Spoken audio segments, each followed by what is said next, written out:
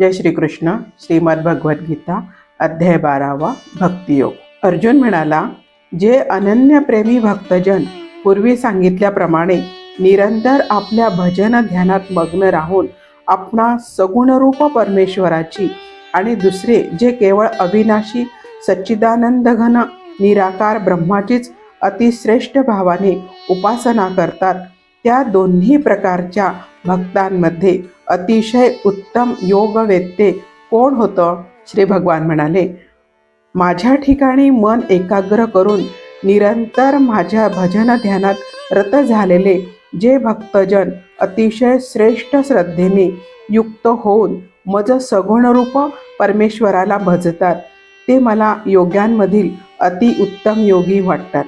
परंतु जे पुरुष इंद्रिय समूहाला चांगल्या प्रकारे ताब्यात ठेवून मनबुद्धीच्या पलीकडे असणाऱ्या सर्वव्यापी अवर्णनीय स्वरूप आणि नेहमी एकरूप असणाऱ्या नित्य अचल निराकार अविनाशी सच्चिदानंद घन ब्रह्माची निरंतर ऐक्य भावनेने ध्यान करीत उपासना करतात, ते सर्व प्राणीमात्रांच्या कल्याणात तत्पर आणि सर्वांच्या ठिकाणी समान भाव ठेवणारे योगी मलाच येऊन मिळतात. सच्चिदानंद घन निराकार ब्रह्मात चित्त गुंतलेल्या त्या पुरुषांच्या साधनात कष्ट जास्त आहेत, कारण देहाचा अभिमान असणाऱ्यांकडून अव्यक्त ब्रह्माची प्राप्ती कष्टानेच होत असते.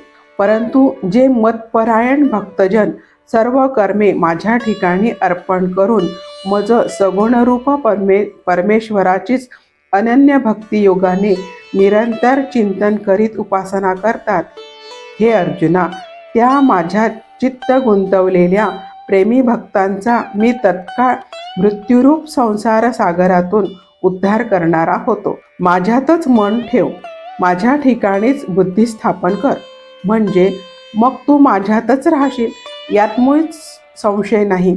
जर तू माझ्यात मन निश्चल ठेवायला समर्थ नसशील तर हे अर्जुना, अभ्यासरूप योगाने मला प्राप्त होण्याची इच्छा कर. जर तू सांगितलेल्या अभ्यासालाही असमर्थ असशील तर केवळ माझ्याकरता कर्म करायला परायण हो. अशा रीतीने माझ्यासाठी कर्मे केल्यानेही माझी प्राप्ती होणे ही सिद्धी तू मिळवशील. जर माझी प्राप्तिरूप योगाचा आश्रय करून सांगितलेले साधन करायलाही तू असमर्थ असशील तर मन, बुद्धी इत्यादींवर विजय मिळवणारा होऊन सर्व कर्माच्या फळांचा त्याग कर. मर्म न जाणता केलेल्या अभ्यासापेक्षा ज्ञान श्रेष्ठ होय. ज्ञानापेक्षा मज परमेश्वराच्या स्वरूपाचे ध्यान श्रेष्ठ आहे आणि ध्यानापेक्षाही सर्व कर्मांच्या फळांचा त्याग श्रेष्ठ आहे, कारण त्यागाने ताबडतोबच परमत शांती मिळते. जो कोणत्याही प्राण्याचा द्वेष न करणारा, स्वार्थरहित सर्वांवर प्रेम करणारा व अकारण दया करणारा, माझेपणा व मीपणा नसलेला, सुखात व दुःखात समभाव असलेला आणि क्षमावान म्हणजे अपराध करणाऱ्यालाही अभय देणारा असतो.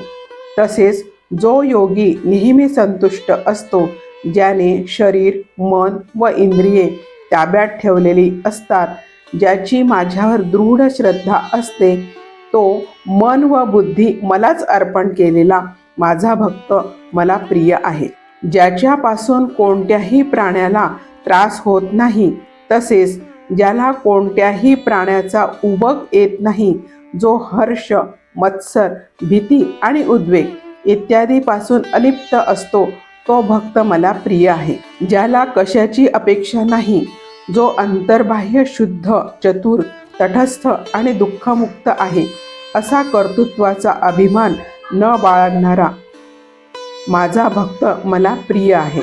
ज्याला कशाची अपेक्षा नाही, जो अंतर्बाह्य शुद्ध, चतुर, तटस्थ आणि दुःखमुक्त आहे, असा कर्तृत्वाचा अभिमान न बाळगणारा माझा भक्त मला प्रिय आहे. जो कधी हर्षयुक्त होत नाही, द्वेष करीत नाही, शोक करीत नाही, इच्छा करीत नाही, तसेच जो शुभ आणि अशुभ सर्व कर्माचा त्याग करणारा आहे, तो भक्तियुक्त पुरुष मला प्रिय आहे. जो शत्रू मित्र आणि मान अपमान याविषयी समभाव बाळगतो, तसेच थंडी ऊन सुखदुःख इत्यादी द्वंद्वात ज्याची वृत्ती सारखीच राहते, ज्याला आसक्ती नसते, ज्याला निंदास्तुती सारखेच वाटते, जो ईश स्वरूपाचे मनन करणारा असतो, जो काही मिळेल त्यानेच शरीर निर्वाह होण्याने नेहमी समाधानी असतो, निवासस्थानाविषयी ज्याला ममता किंवा आसक्ती नसते, तो स्थिर बुद्धी असणारा